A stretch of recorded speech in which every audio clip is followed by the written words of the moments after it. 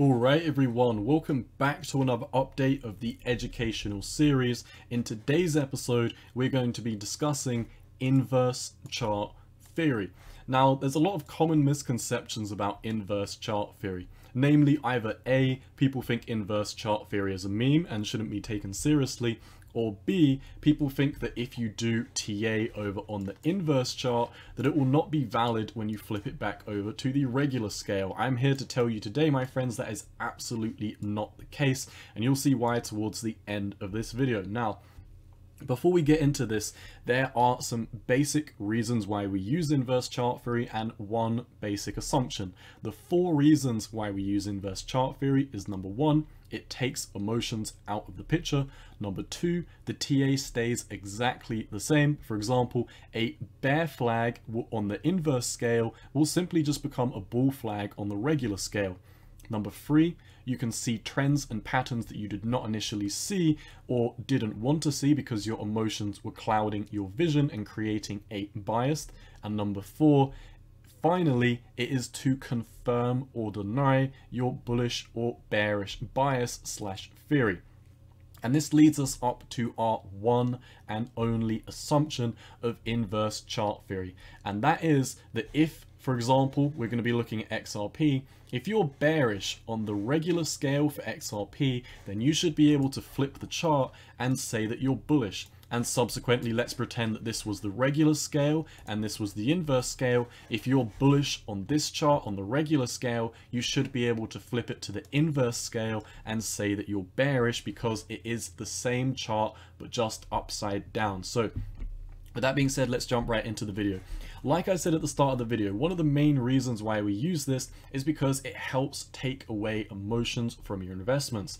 And I myself had a massive problem doing this when I first started in trading. Now, I've been trading for almost 6 years now, so I find it very easy to just switch off my emotions. I leave my emotions at the door and I approach the markets from a purely mathematical perspective using, moving averages, technical analysis, TA patterns, market structure. I find it very, very easy to separate my emotions from my trading.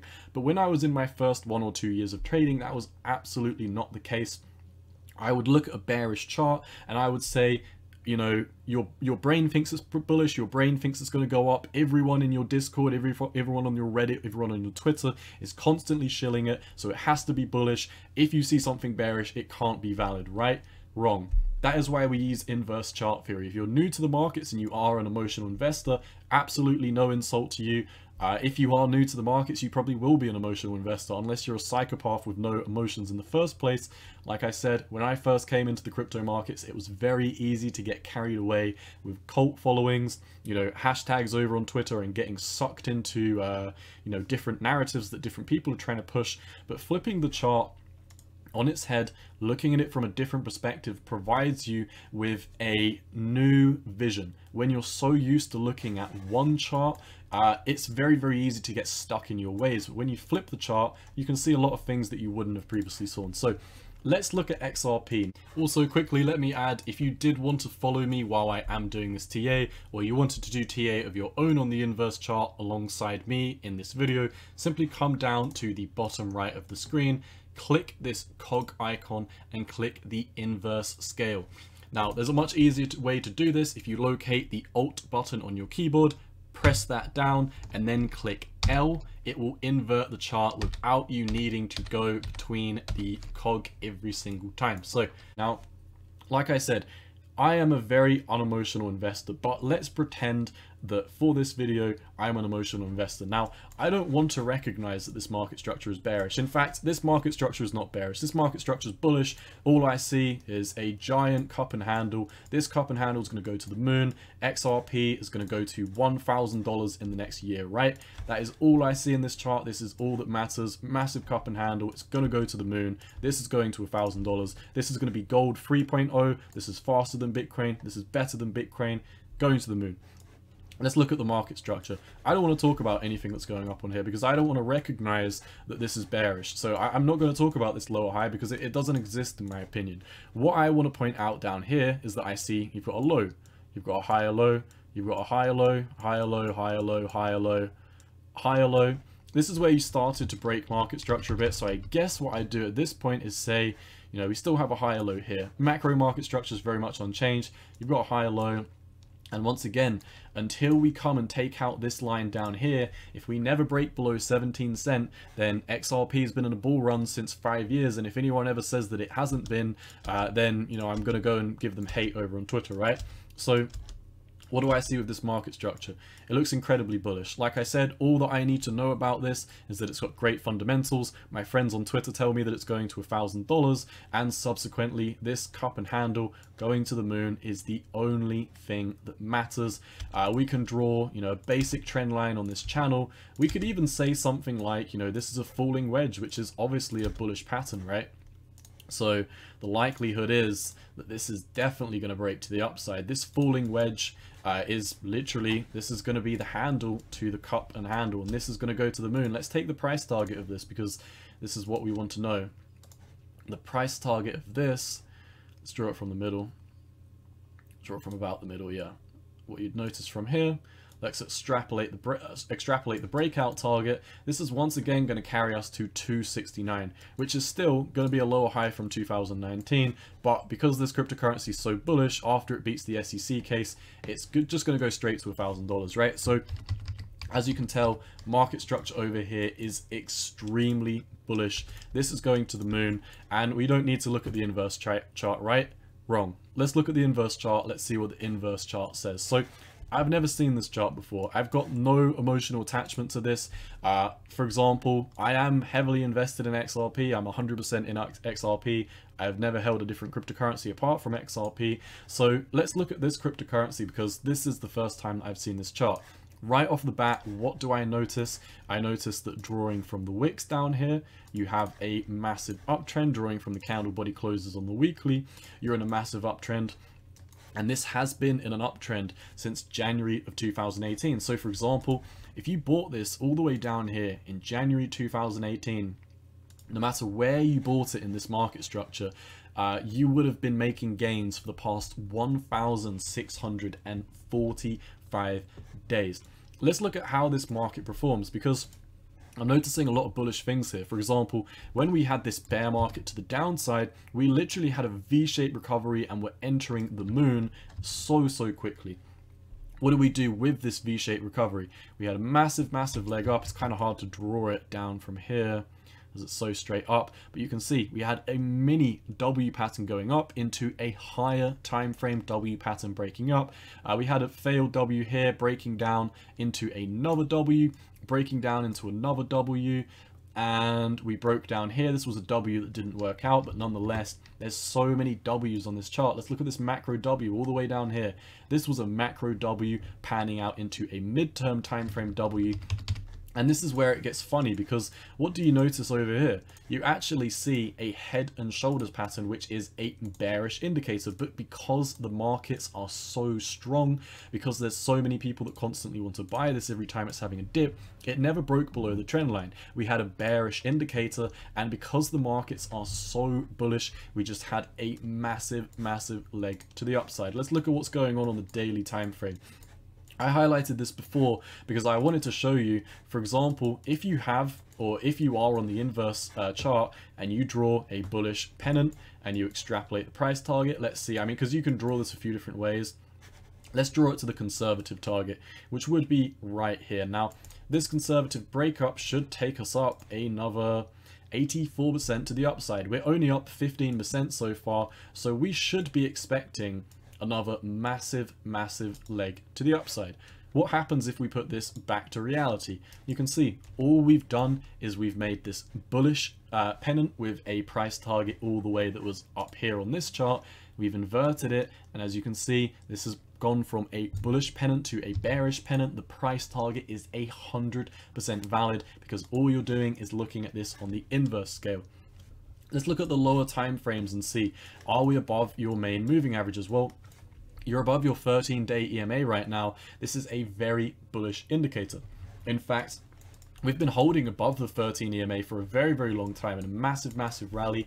The only time that we momentarily started to capitulate beneath it was when we were in this asymmetrical triangle, which is also the pennant to this bullish pennant. we broke to the upside and we headed back down, but we did manage to make a higher low. We managed to W out, and now we are once again back above the 13 EMA. And in my opinion, it seems pretty obvious that we are going up to the upside. We're probably going to take a massive tear to the moon. Now, we could also draw Fibonacci's. We're in an uptrend, so what we want to draw is our Fibonacci from our high to our low. And let's look and see if we've got any other areas of confluence near this price target. Well, the closest price target is right here at the 2.618. So right off the bat, you would say if you do keep on heading up, which it does look like we are heading up above this resistance point, let's mark this red, as this is temporarily resistance at this moment in time. Are we above it right now? We're currently deciding whether it's resistance or support. So I'll just keep it red. And we'll decide, you know, later on whether this is bullish or bearish or not. But what you will notice is right off the bat, the most conservative target you can draw from this is for us to go up to this bullish price target all the way up here. Don't focus too much on the price targets on the y-axis on the right side of the screen. It's really not too important. What we're looking for is market structure. We're looking for TA patterns. We're looking, are you above your moving averages? Are you above your EMA ribbons? On the 4-hourly time frame, we are. And forget the fact that this has just flipped red because we're on the inverse chart, so pretend this is flipped green. We've just had a bullish flip of the 4-hourly EMA ribbons, and on the daily time frame, we've just been in a massive rally since all the way down here, and we back test, and we keep on heading up and up and up. So looking at this market structure, it seems very evident that we are in a massive rally to the upside. Also, when in doubt, zoom out. You zoom out and we are in a gigantic rally to the upside. Let's look at our bull market support bands. Let's get rid of our EMA ribbons because we already know that we are above them. Now, I would like to say one thing before we do jump into this. Volume is relatively useless and oscillators are relatively useless. You know, you might be wondering, or you might be thinking my chart looks a little bit plain right now because I'm not looking at any oscillators like the squeeze momentum indicator or like the RSI or the MACD. The main reason why is because these unfortunately do not invert in of themselves. So when you are looking at inverse charts, you're namely looking at the market structure, and then you can verify things like that once you head back over to the regular time scale. So looking at the TA that we've got here, you're miles and miles above your bull market support bands. You've been above them for ages, and in the higher time frames you can very much see we barely spent any time beneath these bull market support bands. I mean, and for example, when you're below the bull market support bands, that means you're in a bear market. When you're above them, you're in a bull market. And as you can see, we only spent 63 days beneath them over in this period in time. Other than that, we were above them pretty much the entire time, back tested and started to solidify the breakdown down here. And what did we do? If we extrapolate from the time that, let's do it from the time that we actually broke down from it, all the way down to when we hopped, because we confirmed it back over here. So, you know, we were beneath this for about 300 days, but bear in mind we hopped above this numerous times. And even though we were beneath it, even though we were in a bear market because we were beneath the bull market support bands, all we were doing is getting ready for that rebound, making a W pattern, coming into another W pattern. And when we did make a bearish signal, it doesn't matter, the market structure was so strong that we just went all the way up to the upside. So I don't want to make this a TA video and go into every single indicator that you could possibly draw from. I'm just trying to show you the basic market structure. Now, looking at this cryptocurrency that I've never seen before because I'm only invested in XRP and I only ever look at this chart, I think this is very, very bullish. And looking at this, all I notice is bull flag, bullish pennant after bullish pennant, W after W, and you're above all of your moving averages, all of your EMA ribbons, and the bull market support bands. Your fib from your low to high would yield a conservative price target up here, but it seems more likely that we've got a high area of confluence around these regions over here. So let's flip back to reality, right? This is the TA that we did on the inverse scale. Let's hop back over. So now my brain is changing the way that I see this market structure. Previously, all I wanted to believe about this was Moonboy Hopium. The only thing I wanted to see was the massive cup and handle going to the moon. But now I'm starting to see that everything's not so peachy. I'm looking at this and I'm realizing, wow, we are actually making bearish pennant after bearish pennant. When we are in this breakdown, we do just keep on coming into the EMA ribbons, bang, bang, bang, bang, and every time we do it, you know, you can see come in, you make a lower high, or a lower low after that. You make a lower high and then you make a lower low. So right off the bat, as you can see, the market structure looks extremely bearish no matter what you're drawing from, no matter whether you're looking at the higher time frames, because now this is where it gets scary. You know, I previously wanted to believe this was just going to go to the moon forever, but now I'm looking at this and realizing, wow, the same way that this chart was in a bull run since 2018, this chart has been in a bear run since 2018. And there's your answer. If you were bullish on this chart before, now you're looking at this and thinking, wow, we've been in a bear market for 1,630 days, and maybe this isn't going to go to the moon. Maybe this isn't the best investment. Now, I'm really not here trying to tell you whether this is a good investment or not. I'm really not trying to bash this cryptocurrency, although it may seem like that. I just want to highlight this is probably one of the easiest charts to do this on. Why is it the easiest chart to do this on? Because the XRP community is very, very barbaric, and none of them tend to like to read white papers. None of them tend to like to do TA. All they want to do is share SEC articles saying XRP to the moon once the cases beat XRP to the moon, blah, blah, blah, blah, blah. $100, $1,000. People have been saying it since 2017 when I was in the space, and all it's done year after year after year is solidify lower high after lower high after lower high. And now it looks like we are coming down to battle the lows. If we look at our price targets all the way down here, you can see it looks like this is moving down to 11.8 cent, and it also looks like it's going to come down to 6.3 cents. So, you know, bear in mind, if you're watching this in a couple of months, if you're watching this in a year, this might have already played out. It might take a little bit more time to play out. Nonetheless, you know, once again, this is really not intended to be like a full TA video. It's just to make you think about when you are looking at charts, if you notice that you are emotionally invested, if you, and by the way, what I mean by that is if you are constantly every single day refreshing your portfolio on TradingView, if you're looking on Twitter to see what is the market sentiment, are my friends still saying it's bullish? Is Discord still saying it's bullish? Is my favorite YouTuber still saying it's going to the moon even though it's down 50%? Or, you know, how far is this down from the all-time high? Oh, wrong tool. But you get my gist. You know, looking at things, looking at social metrics all the time, looking at your portfolio and hoping that you're going to see signs of hopium, even though you don't want to admit that the markets are bearish, is exactly the reason why we use inverse chart theory. And once again, I do use this myself. I am personally a fan of cryptocurrencies like Solana and Bitcoin. And I never like to look at the chart one way and say, hey, this is what I think. I think the fundamentals of, because for example, I'm a big Bitcoin fan. I think the fundamentals of Bitcoin are great. I think they're the best cryptocurrency in the world. But I also want to challenge that perspective. I want to look on the inverse chart and say, hey, is there anything I can find that goes against that narrative? Because you should always be trying to challenge your narrative. When I was coming into the cryptocurrency space, when I read the Bitcoin white paper, I tried to poke as many holes in it as I can. I tried to, you know, make sure that I'm making the right choice.